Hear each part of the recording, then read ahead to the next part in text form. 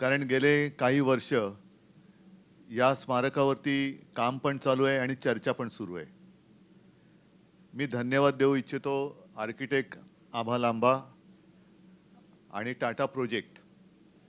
कारण हे काम आता सगळं छान वाटतंय, पण करणं फार जिकरीचं होतं. देसाई साहेबांनी सांगितलं, आदित्यने सांगितलं, या जागेचं महत्त्व सांगितलं. आणखीन एक योगायोग म्हणजे स्वातंत्र्यवीर सावरकरांचं सुद्धा स्मारक हे बाजूलाच आहे. पण या जागेतलं आव्हान जे मी तुम्हाला म्हणालो, ते म्हणजे एकतर महापौर बंगला. हा बंगला नुसती एक वास्तू म्हणून आम्ही बघत नाही, तर त्या वास्तूबरोबर आम्ही एक भावनात्मक बंधनामध्ये जोडले गेलेलो आहोत. आत्ताच इथे शिवसेनेचे 4 महापौर जे आहे या वास्तूमध्ये राहिले होते, आपल्यासोबत इकडे उपस्थित आहेत.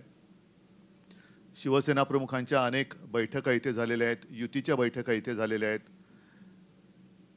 आणि ही जी वास्तू आहे म्हणजे महापौर बंगला, ही हेरिटेज वास्तू आहे. या वास्तूला कुठेही धक्का न लावता काम करणं हे फार महत्त्वाचं आणि खूप कठीण होतं. त्या वास्तूचं वैभव जपून काम करणं हे फार कठीण होतं. आणि हेरिटेज म्हटल्यानंतर काही नियम असतात. त्याच्यामध्ये CRZचा कायदा हाही एक होता.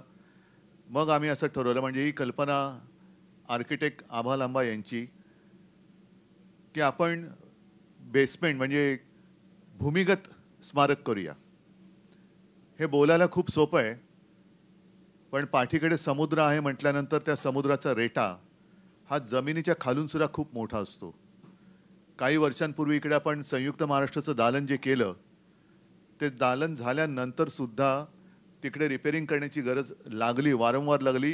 कारण समुद्राचं पाणी जमिनीखालून त्याच्यामध्ये सगळ्या मर्यादा ओलांडून कुठून ना कुठून तरी येत होतं. तर ती खबरदारी घेणं आणि त्याच्यानंतर ही वास्तू उभी करणं हे फार जिकरीचं काम होतं. म्हणून मी आर्किटेक्ट आभा लांबा आणि टाटा प्रोजेक्ट्स या कंपनीला धन्यवाद देतोय, की त्यांनी अत्यंत देखणं असं काम वेळेमध्ये टप्पा 1 पूर्ण करून दिलेलं आहे.